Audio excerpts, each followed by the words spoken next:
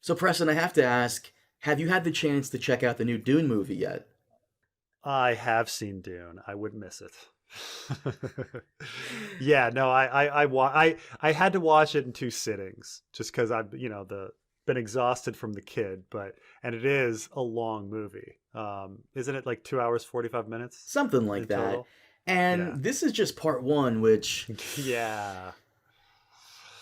well, it's tough for me to give a definitive opinion on the film, considering that we're getting part two, and it's, a part, like part one is just covering the first half of one giant book. And, part of me wishes that this was a television series with 10-hour-long episodes on HBO.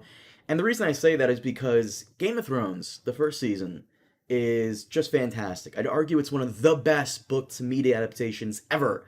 And that's because the books were so big, and with 10 to 13 episodes, you should have enough time to adapt almost everything.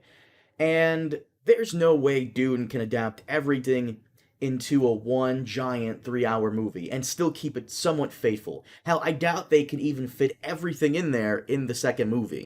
So I think the difference is George R. R. Martin spent a number of years in Hollywood learning how to write, in a Hollywood fashion. And Game of Thrones, when you do multiple perspective, which by the way, if you ever take a writing course, the first thing they tell you is don't do multiple perspective because it's really hard. Um, you want a book that has a strong protagonist that the person feels connected to, and so that they'll read because you want to find out what that protagonist is doing. Now, if you read a lot of books lately, they're all multiple perspective. And yeah, one of the reasons is they're trying to show themselves like, oh, I'm going against the grain because a common rule in writing is to write one perspective. But it's also they're looking for the adaptation. They're looking for um, a show. They want it to be picked up and broken up. And when you have multiple perspective, it lends well to, cutting scenes and doing another, scene, where you're following different characters. And so that's why it's kind of done that way. Now, Dune was never really written with that in mind. It was written in the 60s and they do jump perspectives, which is unusual. Um, but it doesn't, it still mostly follows, Paul. And Honestly, I'm just shocked that they managed to adapt this book when everyone said it's nearly impossible. people say that Dune is really hard to adapt. And one reason is because it's really high level kind of thinking, but the other is the original Dune isn't paced that well. It begins with a lot of exposition and a lot of learning about different characters. Then there's this like Act Two is this big spiritual journey in the desert, um, that's kind of spacey, and then all of a sudden at the end, there's this all of the action is kind of at the end, with this big fight coming in, and a lot happens at once. And so if you watch, most people are familiar with David Lynch's Dune, which is, as much as people say that's a weird movie, a lot of it is actually, you know, it's paced the same as the book. And it's, they, you can go scene by scene and say, oh, well, that scene was in the book and that scene was in the book.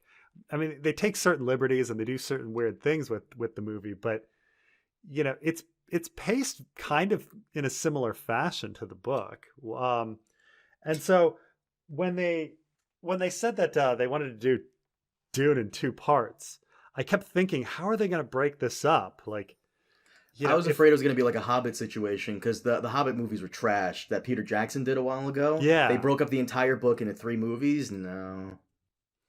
and so I don't even know how one would do it because and this was kind of a major weakness of uh, the current Dune movie. I mean, people criticize the David Lynch Dune for having this problem where yeah, they do spend a lot of time introducing characters, and then David Lynch sh- shortens up the dreamy desert stuff in the middle, but it's still a lot, and it's still kind of trippy.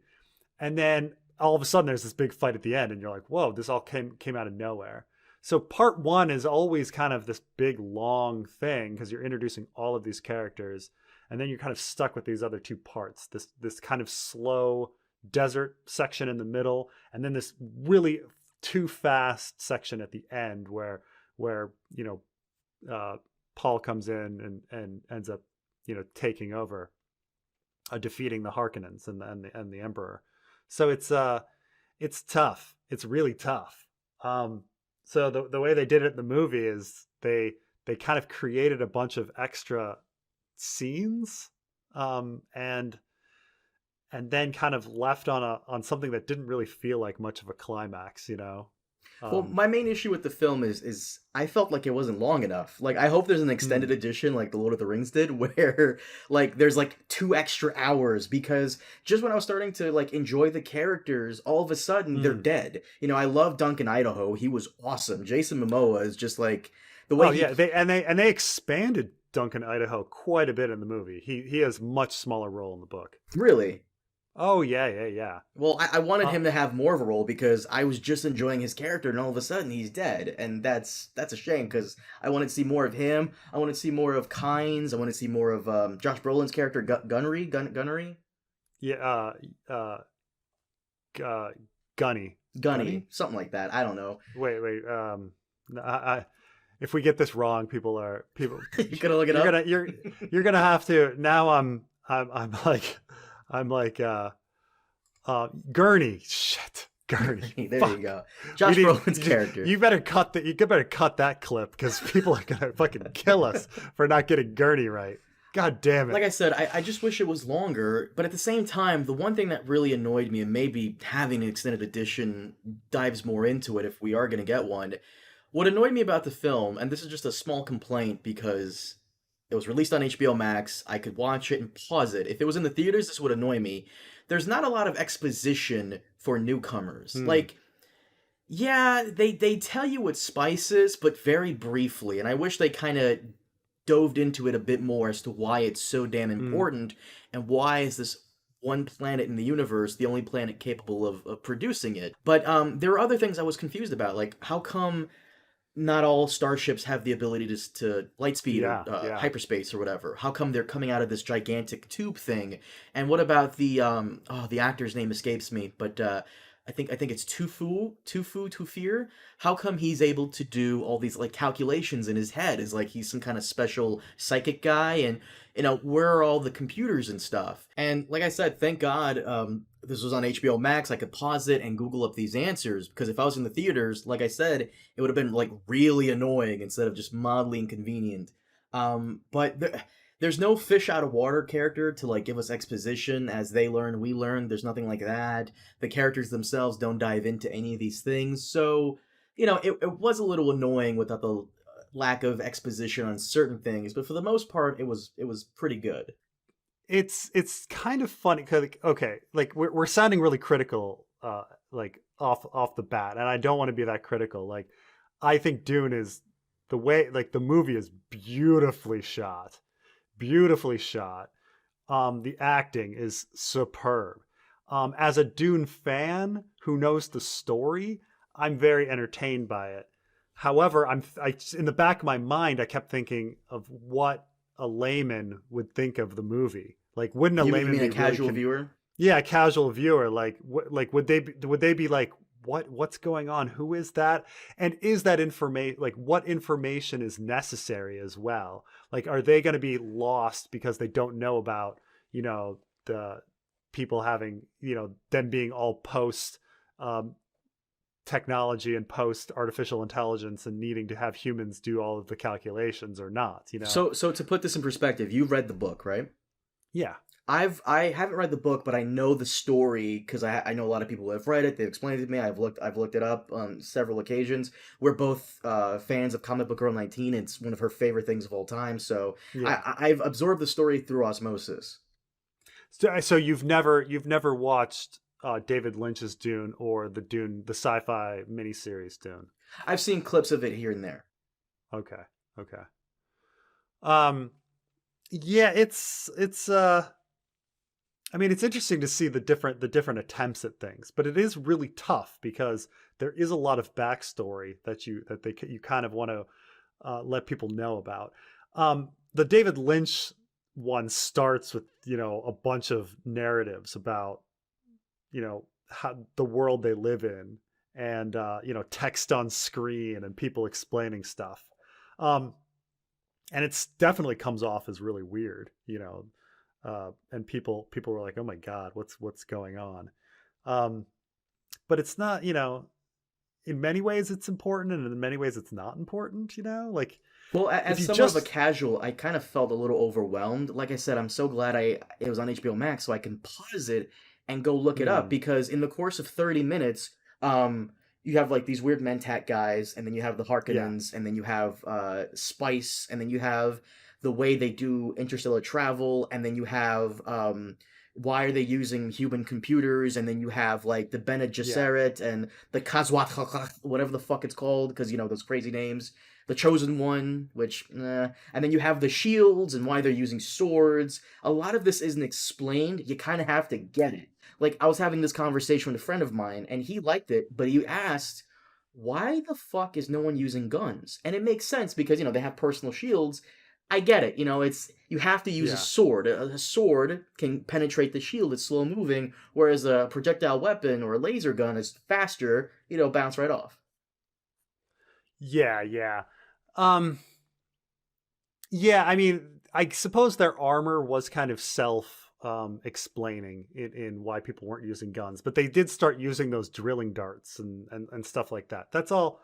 Um, elements of that are definitely in the book, and um, but certain things were explained more in this version, and then other things weren't. Like how important spice um, is really is really an important part of certainly the David Lynch one, and they keep talking about spice, spice, spice, spice, spice, and yeah, they mention spice in the new movie, but it's not drilled into you as much as it is in other versions. While this one, there's more explanation.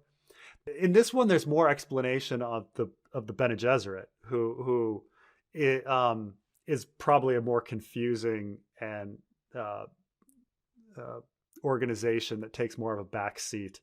Um, a lot of stuff from future movies and future books was included in this version of Dune, um, which is kind of interesting. Like already revealing, like right from the get go, that, and being very blunt about the fact that the prophecy that the Fremen know is fake and planted there by the Bene Gesserit, and like you know it Wait, that when was I first. fake? Huh? I didn't get that. Oh, there's a whole scene. There's a whole scene where he's on the ship with his mom, Lady Jessica, and they talk about how the prophecy is fake and how it was planted, I need to go and back and watch and this. I and don't how remember he's a this scene. puppet.